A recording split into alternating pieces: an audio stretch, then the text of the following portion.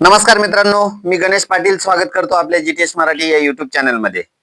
या व्हिडिओ मधून आपण पीएम किसान योजनेच्या संदर्भातलं एक नवीन अपडेट बघणार आहोत। त्याआधी तुम्ही जर जीटीएस मराठी या युट्यूब चॅनलवर नवीन असाल तर जीटीएस मराठी या युट्यूब चॅनलला सबस्क्राईब करा आणि माहिती आवडल्यास इतरही आपल्या गरजू शेतकऱ्यांपर्यंत हा व्हिडिओ शेअर करा। चला आपण पीएम किसान संदर्भातली कोणती महत्त्वाची अपडेट आहे ती या व्हिडिओ मधून समजून घेण्याचा प्रयत्न करूया।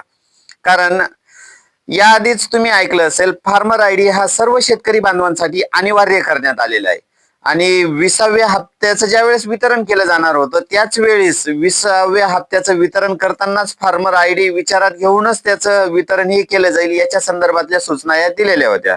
पण त्यानंतर फार्मर आयडी नसला तरी 20व्या आणि 21व्या हप्त्याचं वितरण हे केलं गेलेलं आहे आणि या पुढच्या म्हणजेच 22व्या हप्त्यासाठी एक कडक निर्देश देण्यात आलेले आहेत की ज्या शेतकरी बांधवांकडे फार्मर आयडी असेल अशाच शेतकरी बांधवांना फार्मर आयडी नुसारच 22व्या हप्त्याचं वितरण हे केलं जाईल।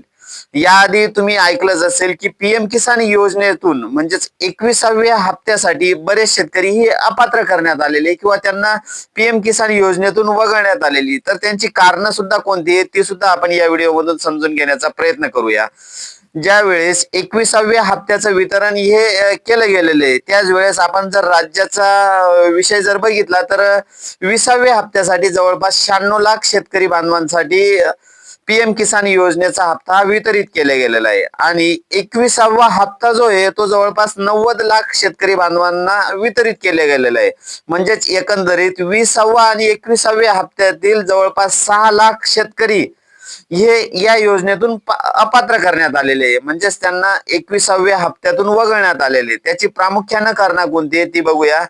त्यात जे दुहेरी लाभ घेणारे जे शेतकरी बांधव असतील म्हणजेच एकाच कुटुंबातील पती पत्नी जे दोन्ही लाभ घेत असतील त्यांनाही या योजनेतून वगळण्यात आलेले, म्हणजेच एकंदरीत एकालाच त्या योजनेचा लाभ हा दिला जाईल। त्यानंतर जमिनींच्या आणि शेतकऱ्यांच्या नोंदी न जुळणे यामुळे सुद्धा काही शेतकरी बांधव त्याच्यापासून अपात्र करण्यात आलेले, म्हणजेच एकंदरीत त्यांचा अभ्यास केल्यानंतर त्यांच्यातील जर त्रुटी दूर झाल्या तर त्यांना 22वा हप्ता मिळू शकतो। पण एकंदरीत बघता त्यांच्या नोंदी न जुळल्यामुळे असेही शेतकरी यापासून अपात्र करण्यात आलेले। त्यानंतर मृत झालेले जे शेतकरी आहेत असेही या ठिकाणी हे अपात्र करण्यात आलेले। ज्या पद्धतीने पीएम किसान योजनेचा लाभ हा दिला जातो त्याच पद्धतीने राज्यातील नमो शेतकरी सन्मान निधी योजनेचा सुद्धा राज्यातील शेतकरी बांधवांना तो लाभ हा दिला जातो। म्हणजेच एकंदरीत जर बघितलं आपण पीएम किसान योजनेसाठी जे शेतकरी बांधव पात्र असतात तर त्याच पात्र शेतकरी बांधवांनाच नमो शेतकरी सन्मान निधीचा हप्ता सुद्धा हा दिला जातो। म्हणजे अर्थातच जे शेतकरी आता पीएम किसान योजनेतून वगळले जातील तेच शेतकरी आता नमो किसान शेतकरी सन्मान निधी योजनेतून सुद्धा वगळले जातील।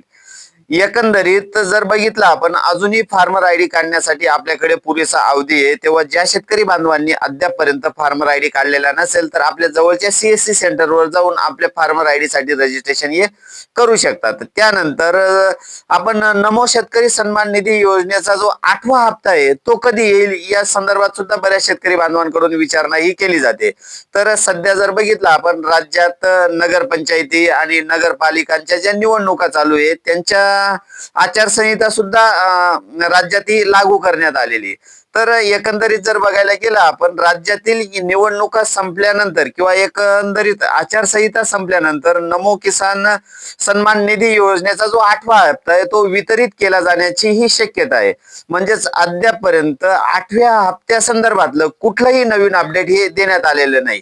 तर ज्या वेळेस या नमो किसान सन्मान निधी योजनेच्या 8व्या हप्त्याचं काही अपडेट येईल त्यावेळेस नक्कीच आपल्या जीटीएच मराठी चॅनलच्या माध्यमातून कळवण्यात येईल। तर अशी महत्त्वपूर्ण माहिती आपण या व्हिडिओ मधून जाणून घेण्याचा आपण प्रयत्न केलेला आहे।